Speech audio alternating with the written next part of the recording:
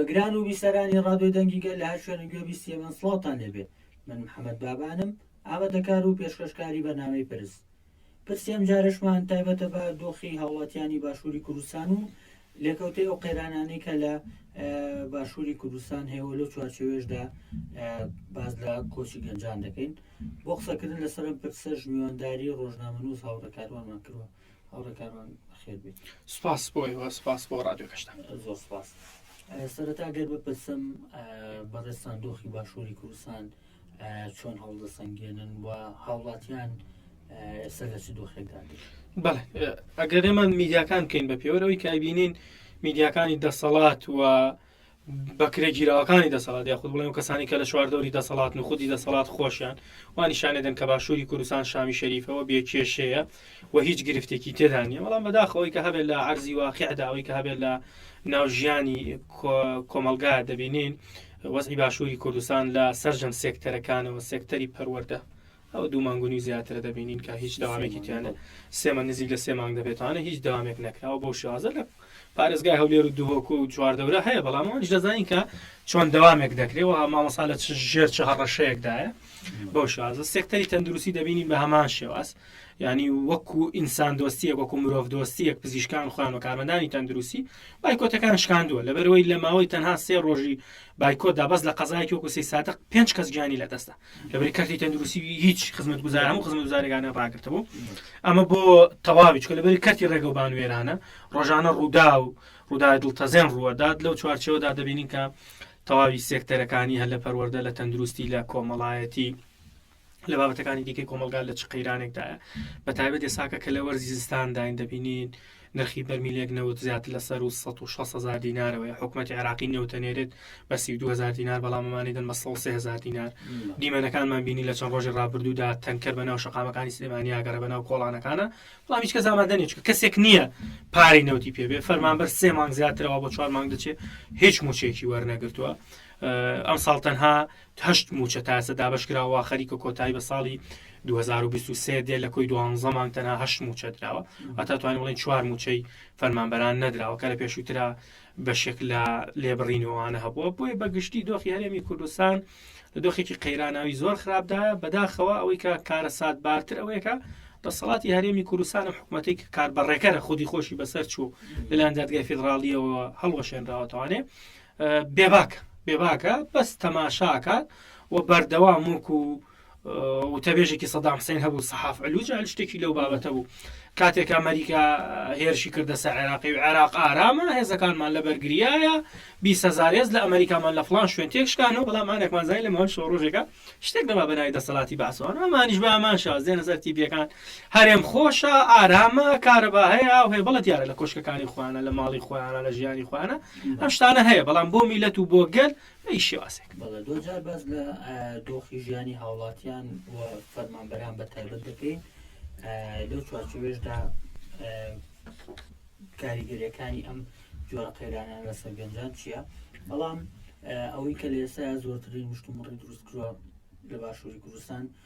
پرسی خزمەتگوزاریەکانەوە لەو چوارچێوێژدا بابەتی پێدانی کارەبا دەبینین بە تەنزەوە ئەنووسێ یاخود بە حەقیقەتە دەبینین جارێکی دیکە هاوڵاتیان لە دوای 32 ساڵ لە بەڵێن یعنی حکوومەتێک هاتووتە پێشەوەنەوە کابینە لە دوای یەکێک لە کارنامە بۆ نمونە و پلانانەی کە هەیەن بۆ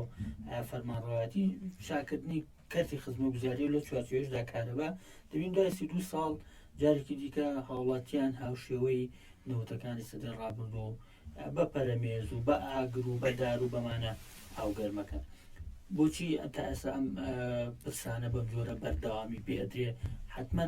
هەر شتێکیش بڵێ بۆ خزمەتگوزارەکانی دیکەش هەر ڕاستە، بەڵام چی هۆکاری ئەوەیە حکوومەتێک 32 ساڵ نەتوانێت بچووکترین خزمەتگوزاری و سەرەتایەترین خزمەتگوزاری بۆ هاوڵاتیان دابین کاکەویش کارەبا. منەڵێم خۆزگە وەکو نەوەتەکان بووە لە نەوەتەکانە مرۆڤ بە دار یاخود بە نەوت یاخود بە هەر ڕێگاکی دیکە ئاوی گەرمە کرد بۆ پێداویستی ڕۆژانە و بۆ خۆشۆردن و بۆ کۆمەڵێک بابەتی دیکە بەکاری هێنا و بە دیار چرایەکەوە دائانیشت. بەڵام مرۆڤێکی پڕ ئیرادە بوو، پڕ کەرامەت بوو بەڵام بەداخەوە ئەم دەسەڵاتە سیاسیە کورتیە قێزەونەی باشووری کوردستان جگە لەوەی کە هەموو سێکتەرەکانی کۆمەلگای تێکداوە لانی دەرونی مرۆڤیشی تێکداوە تاچێک نبینی ڕۆحیەتێکی نیشتیمان پەروەریتیابێت تاچێک نابێبینی کە دڵسۆز بێ بۆ خاک و نیشتیمان و کە بۆ شێوازی لە سەدەکانی ڕاپردووە هەیە بۆ ئێستا تاچی کورد ئەڵێت تاکە شتێکە من بەم نیشتیمانەوە بەسێتەوە پێڵاوەکانمە لە ڕابردووە ئەیوت تاکە شتێک کە لە هەموو شتێک ئازیزترە لامان ڕۆحمانی بەخشینە پێناو نیشتیمانێ دەسەڵاتی کوردیۆشی تێکدا معنی بەداخەوە هیچ لە ڕووی کارەباومانەوە هیچ ناگاتەوانێ ینی شتێکی زۆر خێزەونیان دروست کرد لەم نیشتیمانەیە دەسەڵاتی کوردی کە هاتووەتە سەر حکوم لەو ڕۆژەوەی هەتاوەکو ئێستاکە بیری حکومڕانی نییە بیری حکومڕانی جیاوازە لە بازرگانی کردن جیاوازە لە تیجارەکردن ئەمانە سەرف بازرگان لە نێو بازرگانەکانیشدا بەڕاستی ئینسانی بەخلاق هەیە ئینسانی بە مۆراڵ هەیە ئینسانی بە وجدان هەیە بەڵام ئەمانە بازرگانێکی بێخلاقی بێمۆراڵیشن ئەمانە تەنها یەک شتن قازانجویستن مثلا خەریکمەوە باسەکەم مثلا ئەتوانی کارەبایی سیستەمێکی باش دروست بکەن بیفرۆشنەوە بۆ میلەتە بۆ لەبەروی قازانجی خۆیانیتیانیەوە بڕێ پارەی کەمیان دەسەکەوێت نایکەن بەڵام بڕۆ بە هەزارەها بە ملیارەها شقە و فێلاکەنەوە بۆ لەبەر کەرتی وەبەرهێنانی خانوبەرە پارەیەکی هێچگار خەیاڵی قازانجەکەن خۆیان کۆمپانیەکەی خۆیانە بەناوی کۆمپانیەوە پارە زەویەکە لە حکومەت وەرەگرن بەبێ بەرانبەر خانوویەکی لەسەرەکەنەوە تێچووی خانووەکە 3 دەفتەر بڕوە تا 5 دەفتەر کە هیچ شازێکیش ناڕوە چکە کارگەی چیمەنتۆکە هەری خۆیەتی خۆی بەڕێوەی با کارگەی چیمەنتۆکەی خۆیەتی ئەرزەکەی لە حکومەت وەرگرتووە زەریبە نادا بە حکومەت پاری ئەو کارەبا نادا بە حکومەت کارگەی شیشەکەی خۆیەتی کارگەی بلۆکەکەی خۆیەتی هەموو شتێکی خۆیەتی نەپارەدە لەسەر وەرگی حکومەتەکە خۆی ئەژێنێت دێوە بەرهێنانەکات ئەم شقانە 18 دەفتەر و 20 دەفتەر و 25 دەفتەر و هەتا ئاگا بە 300 و بە 500 دەفتەر بۆ فێلاک لە نێو باشووری کوردستانە لە هاوڵاتیانە سەنن لە خەڵکە سەنن بەڵام لەبەری کەتی تەندروستی پارە بۆوان بەرهەم نایێنێ بەلایەنەوە گرنگ نییە پەروەردە بە هەمان شێواز بڕۆ ڕێگەوبان بە هەمان شێواز و نەگە شقامەکان کریان هەبووە و پارەیان کردایەوەگە شقامەکان ماگانە داهات بچووە گیرفانیان بازرگانانەوە بێکمان خزمەتیانە بۆ لەبەرەوەمانە حکومڕان نین ئەمە لە زاری پێشمەرگە دێرینەکان و لە زاری کەسەکانی تریشانە زۆر بەیان ئاماژەی پێدەن ئەڵەن نەمانە ئێمە لە نیشتیمان پەروەری و لە دڵسۆزی خۆمان بوو کەوتینە نێو ئەم شۆڕشۆ کەوتینە نێو ئەو ژیانۆ کردمان بەڵام بەداخۆ ئەمانە بینین وەکو بازرگانێکی بێخلاقی چاوچنەوە مامەڵە لەگەڵ هەرێماکەن وامان ئامادەن چکە مێژووی ئەم پارتە بە تایبەتی پارتی دیموکراتی کوردستان دیارە مێژوویەکە پڕە لە خیانەت و پڕە لە ئاشبەتاڵ و لەسەرەوە بنیادراوە کە چۆن بتوانێت خزمەتی دوژمن و داژیکەران خۆیان باس لەواکەن مەسەلەن ئێستاکە بیری ئاژوەتاڵێکی دیکە هەیە لە نێو پارتی دیموکراتی کوردستانە کە بڕوا هەرێم تەسلیمی عێراقەکە ئێرانە بێت تورکیا بێ و باکی نییە گرنگە پارێکی بخۆی دێ لەم ناوەڵە گەرێمە ئاژوەتاڵی بکەینەوەنەوە بە باشتر دێنەوەنێ ئێمە لە 75 ئاژوەتاڵمان کرد دوایی بە بێستر هاتینەوەنێ مەسەلەن ئەم ئەکرێمە من نرخاندنی بۆ بکرێت بەهێز بوونەوەی پارتی لەو سەردەمەدا بۆچی بوو بەشێکی گەڕێتەوە بۆ نەفامی بۆ جەهلی کۆمەلگا کە ئێستاشی لەگەڵاوی بەشێک لە کۆمەلگا مەسەن کۆمەلگاکی نەخوێنەوەوارە ناخوێنێتەوە ئاسی معریفی خۆی بەرز نەکرێتەوە بەشێک شێگەڕێتەوە بۆ بابەتی ناسیۆنالیستیە مەسەلەن کوردێکی ناسیۆنالیست بوو بێگومان ناسیۆنالیستێکی هەڵا ناسیۆنالیستێک کە پێی وایە ئەگەر عەرەبێکیش عادل بێ بەڵام هەر کوردێک باشترە با نەعادل بێ با نازانم چی بەڵام وتانێ بینین ئەو بیرە چەند زێنێتێکی غەڵەتە مەسەڵەن دەسەڵاتێکی کوردیە بەسام بەڵام چی بەسەرم کۆمەلگای هێناوە هەنێ بکەم کۆمەلگای وێران کردو بم کۆڵگای بە فەلاکات بە هیلاکەتا بردووە ئەبین خۆ دەسەڵاتی بەحساب دەسەڵاتی کوردیە پەرلەمانی کوردیە هێزی کوردیە بەڵام ئەبینینەوەی کە شەق لە مامەساڵەدا چێ ئەبینینەوەی کە بەهۆی دەرزیکی ژەهرەوەیە کە هێنێتە هەرێمەسی 5 هاوڵاتی کوێرە بن کێ بۆ ئەم کەسانمە ئەوەی کە ڕۆژنامە نووزە کوشێت کێ دەسەڵاتی کوردیە بەعسەی کوشتێ سا دەسەڵاتی کوردی کوشێ ساتە لە 200 چالاکوانان لە زیندانەکانی بادینانن کێ گرتوونی پارتی دیموکراتی کوردستان گرتوونی ئەو مەسعود بەرزانی کاڵە من پێشمەرگە بووم و بە شاخۆ بووم بۆ ئازادی تێکۆشانگرۆ ئێستا خۆی دوژمنی سەرسەختی ئازادیە ئازادی چی ئازادی گەلی کورد هی گەلێک کە بە درێژای هەموو مێژوو هەموو هێزە داگیرکەرەکان و هەشبوون خوازەکان و دەوڵەت هێزەکان هەوڵی توانەوەیان داوە هەوڵی ئازادیان داوە کە ئازادی لێ بسەنەوەنە نەیانتوانیەوە حتا خۆی بە قسەی خۆی بەوتەی خۆی ژیانی تەرخان کردۆ بۆ ئازادی بەڵام دەبینین کە ئێستا خۆی بۆ بە بەشێک لەو فەزاحەتی کە لە کۆمەلگای دیکتاتۆریەت و لە نازام کۆمەلگاکانی دیکە بەڕێواچن بەڵحاڵەمانە کۆمەڵێک بازرگانی چاوچنۆکەن و تەنها یەکشت چاویان تێرەکاویش مەرگ. کەواتە وەکو باسەکرد هەم خودی مەسۆڵ بازرگانی هەم نەوەکانی هەم برازاکانی دەبینین چۆن بوونەتە خاوەنی ملیارەها دۆلار، خاوەنی وەکو بەڕێستان باسان کرد کۆمپانیاکان، تەنانەت زانکۆ و خوێندنگەکان، ناوەندەکانی معریفە، ئەمانە هەمووی خۆیان کردویانەتۆ لە پێناو بەرژەوەندەکانی خۆیان. کەواتە توانین بڵین ئەمانە بازرگانی بەسەر ژیانی هاوڵاتیانەوەکەن، بەڵام لە کاتێکدا دەبینین هاوڵاتیەک وە لە مانگی یاخود موچەخۆرێک ئێمە لە مانگی 12 هێشتا موچەی مانگی 9 پێنەدراوە، یعنی نەئەکرا بوون ئەم هەموو بازرگانە بەم هەموو پارە و سەرۆت و سامانە گەورەیە، یعنی هەر بازرگانێک لەم وڵاتەیە موچەی مانگی یەک مانگی فەرمانبەرانیش دابین کە بۆ چەندین ساڵ ناتوانێت بۆ من کێشەی موچەخۆران چارەسەر بێت، بۆ ئەمە ناکەن. لەبەرەوەی مانە حکومڕانین، مانە بازرگان وە خواستیەوان نییە کە مەسەن خزمەتی خەڵکەمان بۆ بابەتێک کارەکەنەوەش تەنها خزمەتی بنەماڵی خوان، ئەگەرنا خودی نێچیرفان بارزانی فڕۆکەیەکی تایبەتی کڕیوە پێمان بە نزیکی 58 گەر هەڵە نەبم 58 میلیۆن دۆلار. ئەمە بەشی موچەی چەند ساڵی موچەخۆرانی هەرێمی کوردستانەکە. ئەمە فڕۆکەیەکی تایبەتەکە بۆ نەچیرەفان بارزانی کراوە، بۆ ئارینی کوڕی مەسرور بارزانی کراوە، بۆ مەسرور بارزانیش کراوە کە نرخەکانی لەو زیاتر نەبێت لەو کەمتر نییە. ئەمانە بڕواکە ینی مەسەم دەسەڵات ئەم جۆرە بیرکردنەوەیە، ینی مرۆڤ هەتا لێیان وەرببێت تا قێزەونی و پۆخڵەواتیکیان تێدایە، ینی مرۆڤ نازانێ ناویان بنێچی ئاغا ناوەنی، بازرگانی چاوچنۆکیان ناوەنیت، مەسەلەن دیکتاتۆریان ناوەنیت، ینی کەس نازانێ. ئەمانە ینی ئەگەر لیان بکۆڵی توانێ بڕوام نییەم لە معدەنێک دروست بوو بێتن کە معدەنی مرۆڤ بێت. ئەمانە بە تاوی داماڵراون لە ئینسان بوون، لە مرۆڤ بوون. باسی وت کرد کە بازرگانیەکەن تەنها بووی خۆیان دەوڵەمەند بێت. ئەوان گەورەترین بئەخلاقیەکەن میلەتی خۆیان ئەفرۆشن لە پێناو دەوڵەمەند بوونی خۆیان. کۆمپانیایەک دێت دەڵێ من دەرمان دێنم، پێت ناڵە بۆ کۆمپانیا دەرمانەکە لە شۆ دێنی، کوالەتی دەرمانەکە چۆنە، بە چ ڕێگایەکە یێنی، تا چەند سەلامەتی تایە، تا چەندەم دەرمانە بە شێوازێکی تەندروستێت تاریمی کوردستان. تەنهاوە ناڵن چەنی تایە بۆ ئێمە، چ قازانجی هێنانی ئەو دەرمانە بۆ ئێمە چەندێکە. ئیتر تۆ دەرمانەکە لە ناو لەگەڵ ڕێزما بە بەرخۆری هێنیت، لە ناو زبڵی هێنیت، بە ساڵێکی هێنی تا هەرێمی کوردستان، پیسترین کوالەتی دێنی، چی دێنی بە هەمان شێوە بۆ هەموو بابەتەکان وان. بابەتی ئەجیزەی کارەبایی هەیە بە هەزاران ماڵ لەم باشووری کوردستانەیە بەهۆی سووتانی ئامێرە کارەبایەکانەوە سوتاوە، ماڵەکەی سوتاوە، خۆی سوتاوە، مناڵی سوتاوە، ماڵی کاول بووە. گوێی لەوە نییە تۆ ئەجیزەی کارەبای دێنی ئۆکە بێنە، چی دێنی بێنە، تەنەکەیەک بێنە و بۆ یاخی بکە و بێنە بڵە کاکەمە فڕنە، بڵە کاکەمە سەلاجێ، چیتر کوالەتی هەیە نیەتی بەس ئەوەندەی ئەمان چەندێک قازانجەکەین. واز لەمە بێنێکە لەگەڵ کۆمپانیەکە شەریکە و قازانجەکە دەواازە سنووریەکان بە هەمان شێوازی لە دەواازە سنووریەکانە ئەوەی دیکە قازانجەخەنە سەر هێنە. دوایەوە لە بازار درخەکەش لە بازار گرانتر بێ و لە بازاری چاکە ساخە بێتوانێ ئەوانەی کە ساخیکەن وەکیلەکانە بێ خوێن ئەبێ یعنی ئەمانە تەنها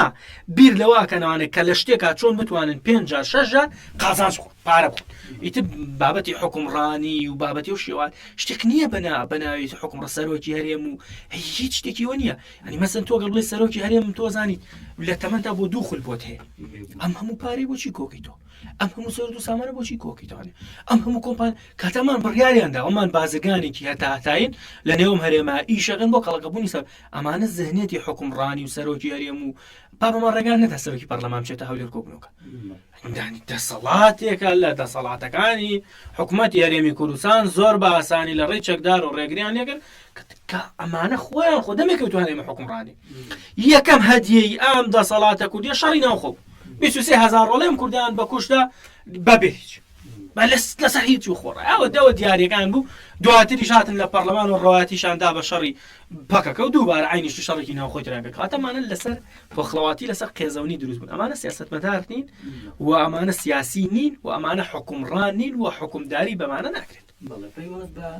پرسێکی دیکە کە لە ئێستادا هاوشێوەی کەرتی خزمەتگوزاری ڕۆژەفی گرنگاویش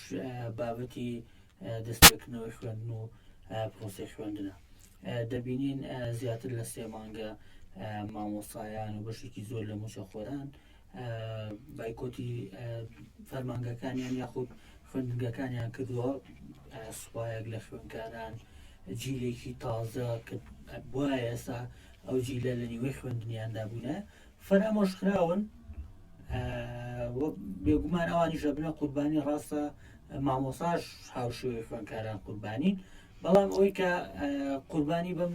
دوو توێژە داوە کە مامۆسا خوێندانن حکوومەتن. باشە بۆچی حکوومەت سەر ڕای ئەو هەموو مەترسیانەی کە لە ئایندەیە بەهۆی بایکۆت و ئەم ڕاگرتنیە پرۆسەیە دروستە بێ بەڵام ئەوان بێباگن؟ هاوڕێجان من ئەمێت یەک نمونە بێن وانیانی لەگەڵ ڕێزم بۆ ئەم جۆرە پەرستشە بۆ ئەم جۆرە دینە. مەسەنن بەشێک لە هەندۆسیەکان مانگا پیرۆسە لەن وای بۆ تا ڕادەی پەرستش و شتانە ئەڕوات. کاتێککە بەریتانیا هەندستان داگیرە کاتێکێک لە فەرماندەکانی بەریتانیا دا بەزێت بە دیار گەلی هندستانەوانێ دەست لە پاشەڕۆی مانگاکادا و لە ناوچاویەدا و بە میزەکەی دەموچاوشەوە کۆمەڵک شتی دیکە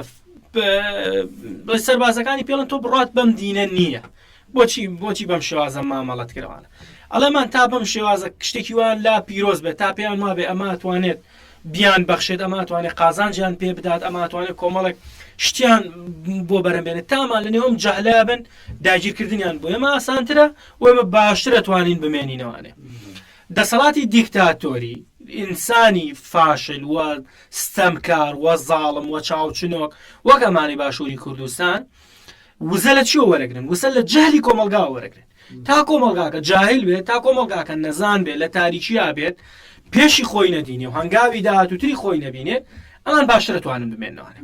ئەمان زیاتر بۆ نمونەوە تابینین لە کاتی هەڵبژاردنە کە خۆ بەلانی کەمەوە 1000 کەس دەنگیان پێ 100,000 کەس دەنگیان پێێت. کاتەم گومە لەکوێ ئەمە کەسانەکە دەنگی پێدن بۆی لەبەرەوە پرۆسی خوێندنی ژێکێکە لەو پرۆسانی کە ینی ڕۆشناییەدا بە تاک بەرچاوی کۆمەلگا ڕوو نەکاتوانێت بۆی لە قازانجیێوانە با پەروەردە پەک بکەوێت کێشە نییە. حکوومەت ئامانجێتی خوێنکارێک یاخود جیلێکی زۆریش ئامانجیوێتی. لە ماوەی ڕابردووە خوێندن هەبوو، زانکۆ بوو، ناوەندەکە بە تەواوی ناوەندەکانی خوێندن بوو، تاکێکیان دروست ناکرد کە خوێنەوار بێت. ئەزانی بنووسێت، ئەم خوێنەوار نەبوو. تێگەی خوێنەواری بە نووسین نییە، بە نووسین بە خوێنەوە و نووسین نییە، تاکێک بزانێ بخوێنێتەوە و بنووسێت. ئەمە بە پێستان دەرینێ و دەوڵەتی 14 مەرجمان هەیە. یەک لە مەرجی خوێنەوار بوون ئەوەیە کە تۆ بتوانانی بنووسیت و بخوێنیت. یەک لە 14 13 مەرجی دیکەمان هەیە بۆ خوێنەوار بوون ئینسان. ئەوانیشیان بردیتە ناو کتێبەکانەوە بەو منهەجە سیخناخەی کە پڕە لە بێکەڵکی بێمە هەتا بابەتە مێژوویەکانیان هەوڕە لە مێژوویەکانە لەگەڵ میلەتەکەی خواندرۆکەن. بابەتە مێژوویەکانیان هێناوە لە نێو سیستەمی پەروەردەدا پڕیان کڕۆ لە خورافیات، پڕیان کڕۆ لە درۆدەلەسا، پڕیان کڕۆ لەوەی کە مەسەڵەن خۆیان خواستیانە و کەسێکیان هێناوە کراسێکیان هێناوە بەدڵی خۆیان کراسە بە بەریەم زەلامەیە دووریوانە و گەوریان کردو و ما باقی مێژووتریان وەلا خستووە. بەلانی کەم و پێویستمان بە هەزاران پرۆفیسۆر و مامۆستای زانکۆ مێژوونووسێت تا بێم فەزاحەتەیەوان ڕاستکاتەوانێ، تا بێ بەم جیلە بڵێ کاکە ئەمانەیەوان نووسیوانەمە نین. بۆ لەبەرەوە لە ڕابردووشدا بە پلانی شانەکرد لەسەرەوەی کە تاکی نەخوێنەوار بەرهەم بێنێ. بێگومان سەر ڕایەوە هەموو شێوازە کارکردنە سەر ڕایەوەی کە لە مێژووە درۆ دەرسانەکە سەر ڕایەوەی کە لە ناو ناوەندەکانی خوێندنە لە ڕێی مامۆستا و بەڕێوبەر و حتا لە ڕێی ڕێکخراوەکانی خۆیانەوە چەندی ڕێکخراوێن بە ناوی نازام گەنجان و قوتاویان و چی و دروست دەکرد. گەنجانیان شێواندە بوو، ینی گەنجانیان لەوە دەرکرد بوو کە مەسەڵەن گەنج بزانە ڕاستەخینە چییە، بە هەموو شێوازە گەنجان بەلا ڕێب. ئێستا لەوە دەرچووە کە بەو شێوازە کار بکەن. ئێستا هاتوون زۆر بە ئاسانی هەناندەکانی خوێندنیان داخستووە. بادا بخەی بە مامۆستا لە ماڵەوە بێ با خەڵک نەزانێ بخوێنێتەوە، با خەڵک نەزانێ بنووسێ، لەبەرەوەی ئەوان وزان لە جەهل وەرەگرن نانەوێت کۆمەلگایکی ڕۆشن بیبێ بۆی لە چوارچێوە بێباکن. تەنانەت لە سیستەمی پەروەردە گرنگتر سیستەمی تەندروستی ئەوان بەرامبەر سیستەمی تەندروستیش بێباکن. وە پێوتن بە ئەنواع شێواز دەرمان دێنن بازرگانیەکەن بە ڕۆحی مرۆڤوانێ تۆ پارەتە بێتوانی بژیت لە خستخانە ئەهلیەکان هەموو شتێکت بۆکرد. پارەت نییە تا تۆ مافی ژیانت نییە بە تایەکەگری پێویستە ببریت. ئەو باز ئەو قیمەی دەسەڵاتی و دەسەڵاتە کوردی لە باشووری کوردستان. پرسی ئازادی ڕۆژنامەوانی و ئازادی ڕادەربڕین ئەمیش پرسێکی دیکەیە کە لە ئێستا ڕۆژەفێکی گرنگە دەبینین لە ئێستادا بابەتی ڕۆژنامەوانی و گەتاشێک بە ئازادانە بۆ چوونی خۆی تەنانەت لە تۆڕە کۆمەڵایەتیەکانیش بڵاو بکاتەوە دەزانێت کە ڕۆژی دواتر شتێکی بەسەرایە دۆخی ئازادی ڕۆژنامەوانی لە باشووری کوردستان چۆن؟ بەڵێ ئەمانە هەمووی یەک پاکێژن پاکستنی سێکتەرەکانی کۆمەلگا و بەرتەسکردنەوەی ئازادی ئەمانە هەمووی لە چوارچێوەیەن کە چۆن بتوانن ماوەی دەسەڵاتی خۆیان بکەنەوانێ ئیتر لە ڕێی سێکتەری تەندروستیەوە تۆ کوژن پەروەردەت پاکەخان مەسەلەن دورگای ناوەندەکانی خوێندن داخەن هاوڕێ کتێبخانەکانی ئەم شارە کوام وڵاتە هەمویان وێران کرد هەمیان بە فەلاکەت هابن ئەو کۆڕە ڕۆشنبیری و فکری و ئەدەبیانی کابەسترا لە سەدەکانی ڕابردووە لەژێر دەسەڵاتی ڕژەمی بەحسا ئێستا بەناو دەسەڵاتی کوردی و ئازادی و نازام چیە کووە ئەو شانۆگەری لەناو بەغدایەکرا بە زمانی کوردی باسی لە دۆزی گەلی کورد دەکرد مافی کوردی ئەخسە بەچاو لەناو بەغدایە لەژێر دەسەڵاتی ڕژەمی باسا ئێستا لە هەولێرە ڕێگەت نادن شانۆیەکی کوردی نمایشکی کە بابەتێکی سیاسی لە خۆ بگرێت کە ڕخنەیەکی سیاسی هەبێت ئەمانە هەمووی یەک پاکێژن ئەمانە هەمووی کارەکەن لە یەک پرۆسەیان لە یەک شێوازە بۆی بتوانن دەسەڵاتی سیاسی خۆیان دەسەڵاتی دیکتاتۆری خۆیان دەسەڵاتی فاشستی خۆیان دەسەڵاتی بنەماڵی خۆیان درێژ بکەنەوانێ بۆیە بەڵێ ڕۆژنامە نووسەگرن ئازادی خوازەگرن چالاکوانەگرن سلێمان ئەحمەد 43 ڕۆژە لە زیندانە هەتا سە پارێزەرەکەشی چای پێ نەکەوتەوە بەپێی یاسای حکومەتی هەرێمی کوردستانەڵی بەپێی یاسای عێراقیڵی بەپێی یاسای نێودەوڵەتیڵی بەپێی یاسای مافی مرۆڤڵی هەر کەسێ ژیرێ پێویستە لە دوای 28 ڕۆژەوە ڕەوانەی دادوەر بکرێت دادوەر ببینەوە کەیسەکەی لای ببرێت حکومە درێت ئیتر لە سێدارەیە دەیت ئیتر بەهار پێوەرێکی مرۆڤ قەتڵعامی کردووە هیتلەرت گرتووە کاکەیتر کۆمەڵکوژی کردووە کۆمەڵکوژی نازەکانی کە سەدام حوسێنت کردووە چێت گرتووە چێت دوای 28 ڕۆژەوە کەیسەکەی لایکەیتەوە بیدەی بە دادگا دادوەر ببینێ 43 ڕۆژە تا ئێستاکە پارێزەرەکانیشی نانبینیوە کاتە ئەمانە ترسیان لەم میلەتەوە هاوکات بۆ مانەوەی دەسەڵاتی خۆیان جۆرێک لە حکومڕانیەکی بیئەخلاقانە پەیڕەوەکەن بە درێژایی مێژوو تا ئەگات بەم سەردەمە خەڵک باسی فێرعونەکە بە فێرعون وان نەبوو فێرعون بەم شێوازە نەبوو فێرعون مامەڵەی قەت فێرعون بۆ شێوازە مامەڵەی نەکردو فێرعون مامەڵەی گەورەی دەسەڵاتی کرد بۆ خۆی ئەمان مامەڵەی گەورەی دەسەڵات یعنی ناکەن بۆ شێوازە ئەمان فێرعونی بەڵێ من خوام و بانگەشەی خوابوونیە کرد بەڵام لەژێر دەسەڵاتی فێرعونیشان میلەتەرە ژیان هەر هەبوو کوشت و کاڵار هەبوو شتێکرا بەڵام ئەمانە هیچ شتێکیان نێشتۆ لەناو کۆمەڵگایە هیچ شتێک بۆ تۆ بەڕەوا نابینن تەنانەت کۆیلەبوونیشی پێڕەوا نابینن ئەڵێن یەک بنەماڵە بۆ هەیە لەناو هەرێمەیان ژیان بکە بژی ئەویش بنەماڵەی مستەفا بارزانانی دەرەوەی ئەم بنەماڵە هیچ کەسێک مافیشانکردنی نیە مافیونە ناو کۆمەڵگایش بەست سێ تەورمان باس کرد بابەتی نەبوونی خزمەتگوزاری وە کەتی پەروەردە و خوێندن پاشان ئازادی ڕادەربڕین بێگومان دەوری دۆمان باس لە دۆخی گەنجانەکەین بەپێی و ئامارانەی کە لە ڕابردوودا هەبووە و هۆکارەکانی بە تایبەت دۆخی گەنجان وە کامەی وای کردبێ گەنجان کۆچی دەروی وڵاتکەن بە شێوەیەکی سەرەکی ئەو سێ پرسە بوو کە لە بەشیەکانی بەرنامەکە باسمان کرد لێسا بینە سەر دۆخی گەنجان لە باشووری کوردستان بە شێوەیەکی گشتی دۆخی گەنجان چۆن دەبینی دۆ جاریش دینە سەر ئەو دۆڕیانەی کە لە بەردەم گەنجاندایە مانەوە بێکاری و خەم و خەفەت و دوجار کێشەی دەرونی یاخودەوەیە کۆچی دەروی وڵاتەکە بێگومان هێڵی سێمیشمانەیەوە دوجار بە کۆچی باسی ئەەکەین لێسا دۆخی گەنجان باشووری کوردستان چۆن وەکو هەموو توێژەکانی تری کۆمەلگا دۆخی گەنجانش لە دۆخێکی خراپایە بەداخەوە کاریگەریە بێت تۆ کە کاتی کەرتی پەروەردە و تەندروستی و ڕێگە و بان و سێکتەرەکانی تری کۆمەلگا ڕوو لە داڕوخان کا بێگومان ئەمە کاریگەری لەسەر دەرونی گەنجە بێت چونکە گەنج یەکەم توێژەکە یەکسەر ڕوبەڕووی ئەما نابێتەوانێ بۆ نمونە گەنجێکە لە ناو کۆمەلگادا شۆفێرە گەنجێکە لە ناو کۆمەلگادا لە نێو قوتابخانەیە خوێنێ گەنجێکە مەسەلەن خوێندنی تەواو کردووە ئێوێدا بمەزرێت گەنجێکە لە سۆر بابەتی دیکە و پێویستی بە سێکتەرەکانی کۆمەلگایە هەل لە دەرێنانی پاسپۆرتێ لە چی بۆی لەبەرەوە گەنج یەکێکە لەو توێژانی کۆمەلگا کە زۆر بەرەم قەیرانانەکە ڕاستە و خۆی یەکسەر کاریگەری دەرونی هەیە بەداخەوە لەبەرەوەی گەنجی ئێمە بیرێکی باش و قوڵی نییە کاتێکە بەڕوێمانە بێسە تووشی تێکشکانە بێت تێشکانێکی قوڵ لە جەستە لە ڕۆحیە کە ئەوژوە خۆ دامەژر پێدایترەکەوێتە نێو چوارڕیانێکەوانێکە زۆر گەنج هەرە خولێتەوە لە چوارڕیانەیە کە هەندێکی بەداخەوانێک تاگا بۆی کە خۆکوژیش ئەنجامەدات ناتوانێت لەو چوارڕیانە بێتە دەروانێ و هەندێکی ڕوبەڕووی کۆچە بێتەوانێ و هەندێکی ئەبینی کە بە جۆرێک لە جۆرەکان تەسلیمی و دەسەڵاتە ناو مرۆڤ و ناخلاقیە بێتوانێ و هەندێکشی ترە بینین کە لە تێکۆشانی زهنێتی خۆی لە بیری خۆی ئازاد کردووە زهنێتی خۆی ئازاد کردووە گەنجێکە سشت تێکۆشانەکە بەرخۆدانەکە بەرامبەر ئەو دەسەڵاتەوە ئومێدیش هەیەکە ڕۆژێکم دەسەڵاتە تێگەشکێنێ و حکومڕانێکی باش بوونیادنێ بەسەر کە بێگومان کە ئەو هێڵەش هێڵی ڕاستەقینێ وەستم لە هێڵی سێم ئەوەستم و هێڵە بوو دوجار باسیشی دیکەی دەکەین بەڵام گەنجان بۆچی کۆچەکەن ینی ئامارەکانی کۆچ چیمان پێ دەڵێ ئەگەر ئێمە لە مێژوودا یاخود چاپشێنینەوە بە دۆخی گەنجان لە تەواوی جیهاندا لانی کەم ئەو وڵاتانەی کە لە هاوسنومان و لێمان و نزیکن ئەوەی گرنگی پێ بدەن ئەوان توێژی گەنجانە دەستگرتنە بە گەنجانەوە تەنانەت بەشێکی زۆر لە وڵاتانەی کە گەنجان کۆچیان بۆکەن بە گرنگی زانیانی ئەوان تەمەنیشیان دیاری کرۆ بۆ وەرگرتنی ئەو پەنابەرانە ئەوان لە ماهیەت و گرنگی گەنج تێگەیشتون کە چۆن گەنج ئایندە پێگەێنی بەڵام دەبینین لە باشووری کوردستان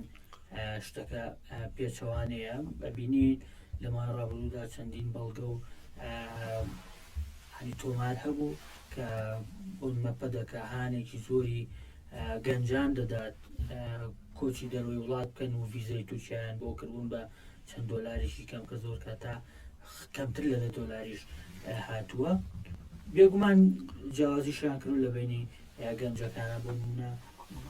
گەنجێک لە شیرازی و لە ژێر نفوسی پەدەکەیا بچێتە دەرەوە هەنگە ئاسانکاری زیاتری بۆ کرابێ گەنجان لە ڕانی و خەڵازی و سنووری دەبەری ڕاپەڕین بە هەمان شێوە بۆچی لە باشووری کوردستان سوود لە توانەکانی گەنجوە ناچێت بەڵێ حقیقەتەوەیە کە گەنج پای کۆمەڵگا بۆ وزەی کۆمەڵگاوە گۆڕانکارانی کە ڕۆدا لە کۆمەڵگا بە شۆڕشتەوە لە هەموو سێکتەرەکانی تری کۆمەڵگا بە گەنجەکرێت و ئەگەر تەنانەت توێژێکی گەنجی نەبێ پێویستە بیرێکی گەنجانە هەبێت زێنێتی گەنجانە بێ نەجاتوانە گۆڕانکاری ڕووبدا ینی ئەو شتێکە لە هەموو دنیاە بە کۆی هەموو مێژوو ساغ بۆتوانە من پێم خۆشە لە بابەتی کۆچە بگەڕێنەوە بۆ مێژوو بەداخۆی من لە مێژووە مرۆڤاتی لە کۆی دنیاوە کۆچی کردو بۆ ئێرە بۆ ناوچەی مێزۆپۆتامیا خاکێکی بەپیت خاکی نێوان دوو ڕووبار چیای زاگرۆس ئەمانە ینی مەسەلەن مێژوویەکی زۆر تایبەتی هەیە ناوچێ بەڵام ببینین ینی بزانە ئەمە پێناسێکی جوانی ئەم دەسەڵاتەمان بۆکات بێخلاقیم دەسەڵاتە گەشتۆتە ڕادەیەک کە مرۆڤ لە سەرچاوی ژیانی خۆی ڕاکە هەموو بابەتە مێژوویەکان پێمانەڵێت هەتا ماوەیەک لەمە پێش چەرمە و کۆنتترین گوندی مرۆڤایەتی بۆی ساڵن بێستان سوورە هەمووی لە نێو هەرێمی کوردستان و نێو باشووری کوردستاندا کۆنتترین شوێنی مرۆڤایەتی لانکەی مرۆڤایەتی مرۆڤ کە دروستە بێ لێرێ بیر بکەرەوە مرۆڤ لە یەکەم شوێنی خۆی ڕابکە بیر بکەرەوە چیوا لە مرۆڤەکان لەو شوێنەی کە لی دروست بووە کە شارستانێتی لێ دروست بووە کە مرۆڤایەتی لێ بۆ کە کوشتتوکاڵی لێ کردەوە کە ئاژەڵی لێ ماڵی کردووە لێرە ڕاکە بۆکوێ بۆ شوێنێک کە لە کۆی هەموو شوێنانەوە مرۆڤاتۆ لێرە ژیانی کردووە کاتە بێخلاقیم دەسەڵاتە لە چ ئاستێکدا گەشتۆتە چ شێوازێک بۆی لەبەرەوە بابەتی کۆچی گەنجان بەداخەوە ئامارەکان زۆر خراپمان پێڵێن کە ساڵانە زیاتر لە 23,000 کەس لە باشووری کوردستانە کۆچەکەن بۆ پێی ناوچەکانیش کە خۆت ئاماژە پێدا گۆڕانکاری بەسەراتێ زۆرترین ڕێژەل لە ناوچەکانی ژێر دەسەڵاتی پارتی دیموکراتی کوردستان پەدەکایە کەش ئامانجی سیاسی چکە مەسەلەن زەهنێتی دەوڵەتی داگیرکاری تووشە لەوێ حکومڕانیەکات گەنج ئازادی لێ سەندراوەتەوە ژیانی لێ سەندراوەتەوە مافی بوونی لێ سەندراوەتوانێ گەنجێک لە شیلات زێ ڕوبەڕووی تانک و دەوابەکانی دەوڵەتی داگیرکاری تورکیا وەسێتەوانێ خۆپشاندانەکە دژی داگیرکاری لە زینداندا چەند ساڵە لە زینداندا ڕفێنراو بێسەر و شوێنە بە بێ دادگایکردن بۆی لەبەرەوە ئەمانە کە هەمووی پاکێجێکن کارەکەن کە لەسەرەوەی گەنجان کۆچ بکەن و یەکێکن لەو هۆکارانەی کە دەسەڵات بەکاریە نێفشارە خاتە سەر توێژی گەنجان بۆی لەناو کۆمەڵگانەمێنێ بۆی بتوانێت دەسەڵاتەکەی خۆی درێژە بێت ئەو ئاماژەمە پێدا سەرنجام ئەوەشی کە ڕوبەڕووی ئەو دەسەڵاتا بێت و کە ئەو دەسەڵاتا ڕوخێنێت ئەوە توێژی گەنجانە بۆ ئەویش دەیەوێت بۆی زیاتر بەڵام خۆشبەختانەوەیە کە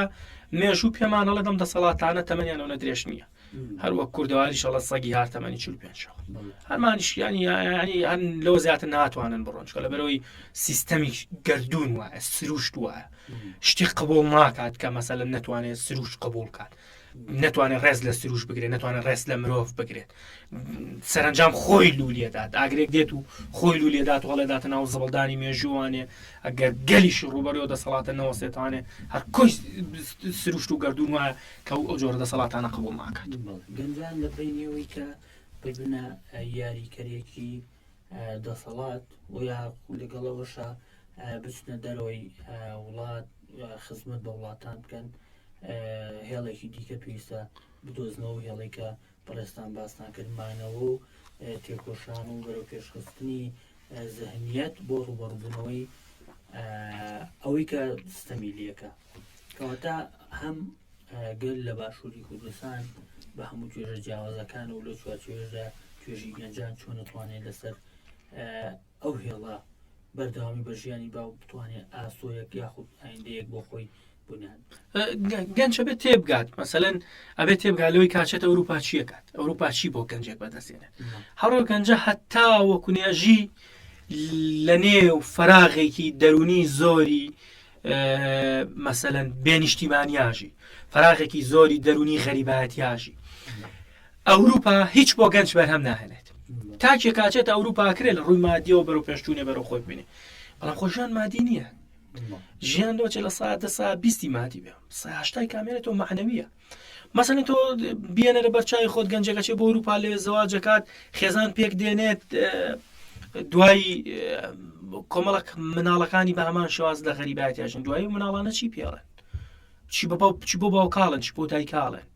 یعنی بە چ مافێک تۆ کەسێک لە سروشتی خۆی لە ژیانی خۆی هەڵەکەنی بێتە غەریبەتی لێ بە کللتورێکی غەریبەتی کە ڕۆح و جەستە و DNA ئەو مرۆڤ ئاشنانیە بۆ کەش و هوایە بۆینە تۆی ژیانی چی پێڵێن ئەوەی کێستا ئێمەیکەین کە کەوتونێتە نێوم جێژاوە باجی هەڵی باوکمانێتین باجی هەڵی باپیرانمانێتین تێکۆشانیان باش نەکردو ورد نەبوونەتەوە باشتر بەرخۆدانیان نەکردو خوان ڕۆشن بیرتر نەکردووە بەرامبەر بە ناتوانیوە شۆڕشێکی باش بکەنەوەی کە بەمانای کەلیمە پێڵەن شۆڕشکەمە بەمە لە باشووری کوردستانە ڕوویداوە شۆڕش نەبووە مەبزوودنێکی چاکداری بووە کە بۆ شازە و دوایش هەژمونی زلێزەکانی دنیا لێرە یەکەگرێتەوە لەوەی کە حکوومەتێک یاخود کانتۆن یاخود شتێک دروست بکەن بۆی کورد فەرمانڕابێ بەڵام چۆن فەرمانڕایەکی کۆیلەی تووچیا و ئێرانوانە ئەوە بابەتێکی ترەکە بابەتێکی قوڵە و زۆر قساڵێک بۆی لەو چاچەوە گەشتکردن بۆ ئەوروپا چارەسەر نییە چارەسەری مادی دەکا بەڵام چارەسەری دەرونیت پێناتە چارەسەری بابەتە معنەویەکانت پێناتە بۆیە چارەسەر هەڵهاتن لە کێشەکان نابێتە چارەسەر مانەوە و چارەسەرکردنی کێشەکانە بێتە چارەسەرکردن چارەسەریش بە چی دێت چارەسەریش بۆ دێت تو یەکەم شت خۆت ڕۆشنبیر بکەیت تێبگەی لەوەی کەوەی لە باشووری کوردستانە گوزارێت چییە و چۆن نتوانانی چارەسەری و چارەسەریش ئاسانە چارەسەریش ئەوتانە لە ڕۆژاوای کوردستان بەقی ئێرش دەوڵەمەند نییە لە قەیرانی شایە 10 ساڵە لە شەڕشایە بەڵامە بینی موچە خۆرانە درێت دوو ئەوە نیژێر دەسەڵاتی حکومەتی سووریاش موچە درێ بە کارمەندایی زیات لە 100,000 موچە خۆریشی هەیە بێ کێشە و بێ هەموو شتێک چییە سیستەمی خۆبەڕێبەری دیموکراتی بۆی تۆتوانی لە چوارچێوەی سیستەمی خۆبەڕێبەری دیموکراتیە کێشەکانت چارەسەرکەی ئەبێ ئەو دەسەڵاتە ناچارکی کە سیستەمی خۆبەڕێبەری دیموکراتی جێبەجێکە جێبەجێی ناکە بە چەک بەرەو ڕوویە بێ بۆسیتوانێ بە بیر بە شۆڕش بە ڕێخستنی خۆت بە هەموو شێوازێک تاتوانی کۆمەڵگا ڕزگار بکەین نەخێر منی ژەڕۆم تۆش ڕۆی 100 کەسی تریش بڕە بەڕاکردن بە چوون بۆ ئەوروپا بە کۆچ بە ئەوروپا کێشی باشووری کوردستان چارەسەر نابێت و کێشی گەنجەکە خۆشی چارەسەر نابێت کێشەکەی قوڵترە بێتەوە بەداخۆ کابینین سێرەگەین لە ئەوروپاش گەنج تووشی چ قەیرانێکی دەرونیە بێت سپاس بۆ تۆش وە سپاس بۆم دەرفەتەتان بەڵێ بەڕێزان زۆر سپاس بۆ هێشتا و ێستا بی سەرمابوون تا پرسێکی دیکە ئاسوودە بوو